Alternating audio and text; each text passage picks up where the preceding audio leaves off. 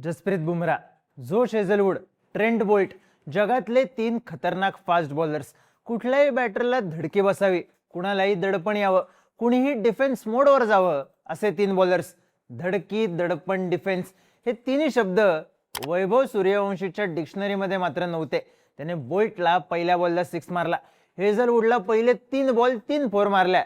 पण महत्वाचं म्हणजे त्याने जसप्रीत बुमराहला पहिला बॉल 6 ठेवून दिला. धडकी, दडपण, डिफेन्स या गोष्टी वैभव समोर बॉलिंग टाकणाऱ्या बॉलरवर शिफ्ट झाल्या होत्या. सनरायझर्स हैदराबाद विरुद्ध हेच प्रेशर प्रफुल्ल हिंगेवर होतं. 24 वर्षांचा, फार कोणाला माहीत नसलेला पेस बॉलर तो बॉलिंगला आला आणि वैभव सूर्यवंशीची पहिल्याच बॉलला विकेट काढली. एवढ्यावर थांबला नाही, पहिल्या ओव्हरला 3 विकेट खोलल्या. IPLच्या 19 वर्षात कुणाला जमलं नव्हतं ते पहिल्या ओव्हरमध्ये 3 विकेट काढायचं रेकॉर्ड प्रफुल्लने केलं. मॅचमध्ये 4 विकेट काढल्या, हैदराबादला जिंकवलं. पण महत्वाचं म्हणजे त्याने एक गोष्ट खोटी ठरवली. त्याच्या वडिलांना वाटलेलं पोरगं थकलं की परत येईल, पोरानं जिंकून दाखवलं.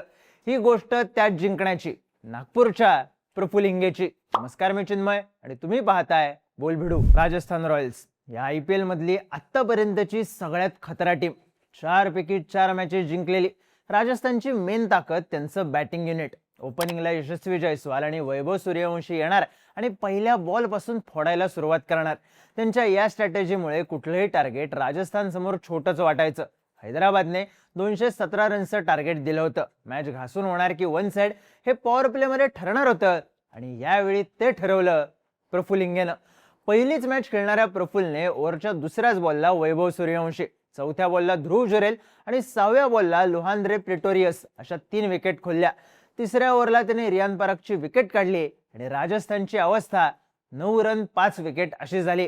पॉवर प्ले पूर्णही झाला नव्हता आणि मॅच वन साइड फिरली होती. पण प्रफुल्ल हिंगेला हे जमलं कसं? अर्थात स्किलमुळे. Praful hit the deck bowler आहे. उंचीचा वापर करून बॉल पिचवर आपटणारा, अगदी त्याचा आयडॉल असणाऱ्या उमेश यादव सारखा.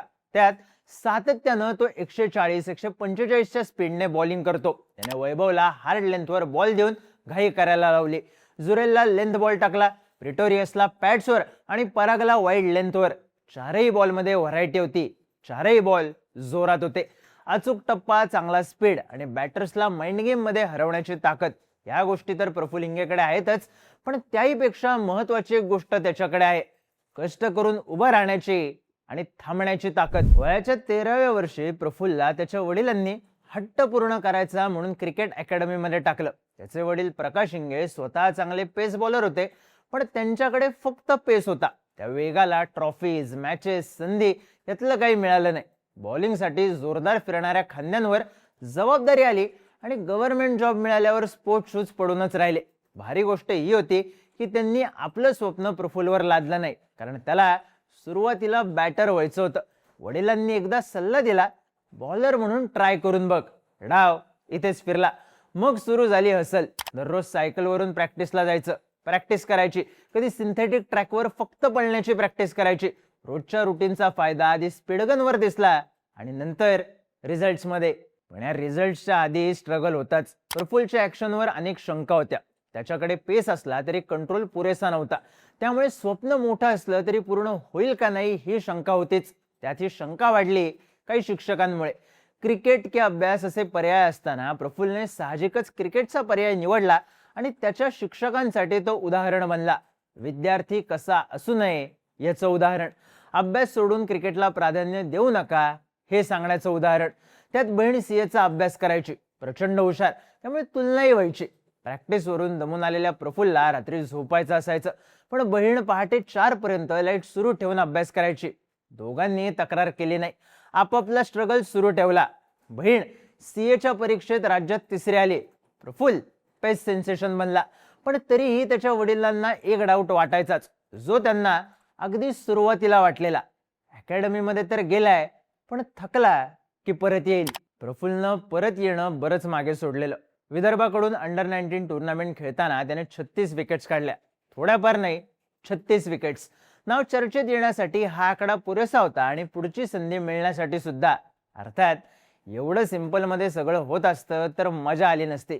लॉकडाऊन लागलं आणि प्रॅक्टिसला ब्रेक बसला. इथे एक होप दिसला. MRF पेस फाउंडेशन. स्वतः ग्लेन मॅग्राच्या अंडर प्रफुल्लची ऍक्शन, त्याची बॉलिंग घडत गेली, पण त्याला इंजुरी झाली आणि 6 महिने बॉलिंग करताच आली नाही. घरापासून लांब राहून स्ट्रगल सुरू झाला, पण जिंकण्याच्या दिशेने, कारण ऍक्शन सुधारत गेली, टप्पा सुधारत गेला. आता फक्त थांबणं संपवायचं होतं. ब्रिस्बेनला जाऊन ट्रेनिंग घेत त्याने अनुभव मिळवला आणि पहिली स्टेप पूर्ण केली विदर्भासाठी रणजी डेब्यूट करून. 18 ऑक्टोबर 2024 विदर्भ विरुद्ध पुद्दुचेरी. प्रफुल्लने 4 विकेट काढल्या, पण राडा झाला तमिळनाडू विरुद्धच्या मॅचमध्ये. समोर भारीतले बॅटर्स होते, तेव्हा प्रफुल्लने पंजा काढला. चावी फिरली ती इथेच, कारण ही मॅच लाईव्ह टेलिकास्ट झाली. त्याचं टॅलेंट जगाच्या समोर आलं. त्या सीझनला विदर्भाने रणजी ट्रॉफी जिंकली, पण प्रफुल्ल फायनल खेळला नाही. इंजुरीमुळे घरी बसावं लागलं. या वर्षी मात्र पूर्ण रणजी ट्रॉफी खेळला. विदर्भ T20 लीग खेळला, विकेट्स काढल्या, चांगले स्पेल टाकले, नाव कमावलं. पण सिनियर T20 मध्ये एकच मॅच खेळायला मिळाली. तिथे एकच गोष्ट सुरू होती, थांबणं. पण या सगळ्यात एक भारी गोष्टही घडलेली.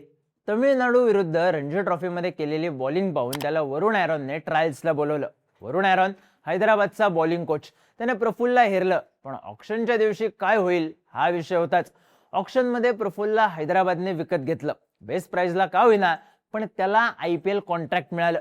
मारुतीच्या देवळात ऑक्शन बघणाऱ्या प्रफुल्लचं थांबणं संपलं होतं.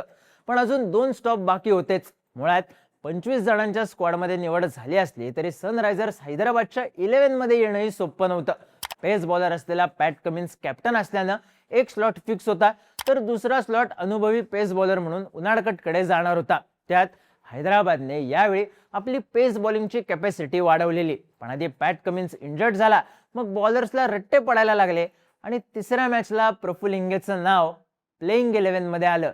पण पुन्हा थांबावं लागलं, कारण जयदेव उनाडकटला इम्पॅक्ट प्लेअर म्हणून चान्स मिळाला. राजस्थान रॉयल्स विरुद्ध मात्र प्रफुल्ल 11 मध्ये आला, बॉलिंग टाकली आणि अक्षरशः राडा घातला. मॅच 1 साइड घुमवली. त्याच्याकडे अचूकता होतीच, पण स्वतःवरचा विश्वास जास्त महत्वाचा ठरला. मी 1-2 वर्ष आधी एका कागदावर लिहून ठेवलेलं की जेव्हा डेब्यू करेल त्या मॅचमध्ये 4-5 विकेट्स काढेलच, असं त्याने मॅच संपल्यावर सांगितलं. राजस्थान विरुद्ध पंजाब थोडक्यात हुकला, पण मॅनिफेस्टेशन कामी आलं. प्रफुल्ल इंगे पहिल्याच ओव्हरला 3 विकेट काढून स्टार झाला. त्या मॅच आधी त्याने वरुण ॲरॉनला आपल्याला पहिल्याच बॉलला वैभवची विकेट काढायची हे सांगितलं, प्लॅन सुद्धा सांगितला. वरुणने त्यात फक्त एक गोष्ट बदलली. प्रफुल्लला राऊंड द विकेट बॉलिंग करायची होती, वरुणने ओव्हर द विकेटच टाकण्याचा सल्ला दिला. प्रफुल्लचा प्लॅन वर्कआउट झाला. वैभव पहिल्या बॉलला आउट झाला. कित्येक वेळा थांबून मिळालेल्या संधीचं प्रफुल्ल इंगेनं सोनं केलं आणि नागपूरचा पोरगा स्टार झाला. जो थकल्यावर घरी येईल असं वाटलेलं, त्या पोराने जिंकून दाखवलं. IPLच्या ट्रॉफीवर यत्र प्रतिभा अवसर प्राप्नोती असं लिहिलंय, ते उगाच नाही.